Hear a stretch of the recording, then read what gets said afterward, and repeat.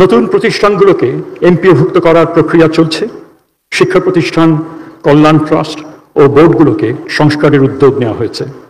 Band base প্ল্যাটফর্মের মাধ্যমে উচ্চতর গবেষণার পথ উন্মুক্ত করা হয়েছে। এনটিআরসির মাধ্যমে প্রধান শিক্ষক এবং প্রিন্সিপাল নিয়োগের উদ্যোগ নেওয়া হয়েছে, যাতে যোগ্যতার ভিত্তিতে শিক্ষা প্রতিষ্ঠানের নেতৃত্ব প্রতিষ্ঠিত হয়।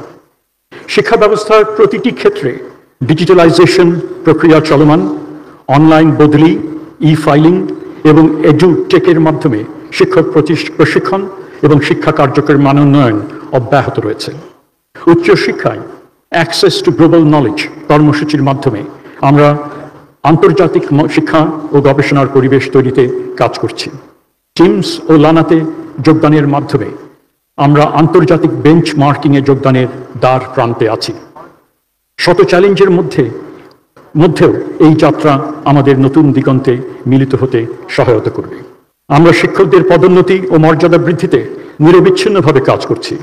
এমপিওভুক্ত শিক্ষকদের বাড়ি ভাড়া বৃদ্ধি এবং আর্থিক প্রদানের উদ্যোগ গ্রহণ করা হয়েছে। শিক্ষার্থীদের সহশিক্ষা কার্যক্রমে অংশগ্রহণ বাড়াতে সাংস্কৃতিক অনুষ্ঠান, দেয়ালিকা, বিতর্ক, গার্ল গাইড, বয় স্কাউট কার্যক্রমকে বিশেষভাবে উৎসাহিত করা হচ্ছে। বিগত সময়ে শিক্ষা বিস্তারের নামে নানা অসঙ্গতি আর দুর্নীতির কথা আপনারা সবাই জানেন। অপ্রয়োজনীয় শিক্ষা প্রতিষ্ঠান নির্মাণ, শিক্ষক নিয়োগে দুর্নীতি, মানহীন শিক্ষায় চটকদার জিপিএ 5-এর বাহুল্য, অবকাঠামোগত অনিয়ম, এমপিও করায় যোগ্য প্রতিষ্ঠান ও শিক্ষককে দলীয় বিবেচনায় বাদ দেওয়ার মতো বহু উদাহরণ পত্রিকায় প্রকাশিত হয়েছে। সংখ্যাগরিষ্ঠ মুসলিম এই দেশে মাদ্রাসা শিক্ষার গুরুত্ব রয়েছে।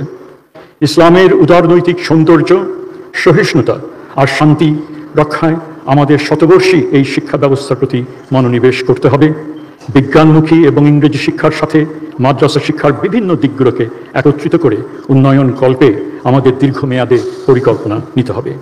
এই কথা মনে রাখতে হবে, দায় আর দরদের এই দেশ বিনির্মাণে আমাদের সবাইকে নিয়েই কাজ করতে হবে, যা আজকে এই বিশ্ব শিক্ষা দিবসের মূল প্রতিপাদ্য বিষয়।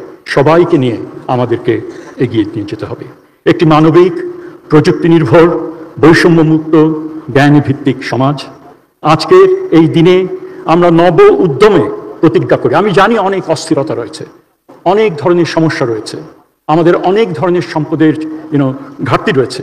তারপরেও আমাদের মনে রাখতে হবে যে শিক্ষা হবে আমাদের অগ্রগতির মূল চালিকা শক্তি, এবং আপনারাই, শিক্ষকরাই হবেন সেই যাত্রার সর্বাগ্রে থাকা পথপ্রদর্শক। সবাইকে আবারও বিশ্ব শিক্ষক দিবসে আন্তরিক শুভেচ্ছা এবং অভিনন্দন জানিয়ে আমি শেষ করছি। ধন্যবাদ।